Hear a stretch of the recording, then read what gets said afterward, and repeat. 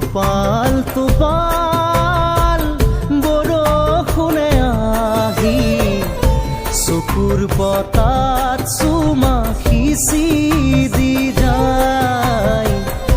মেঘৰ নাচোনে পৃথিৱী কপালে সেউজ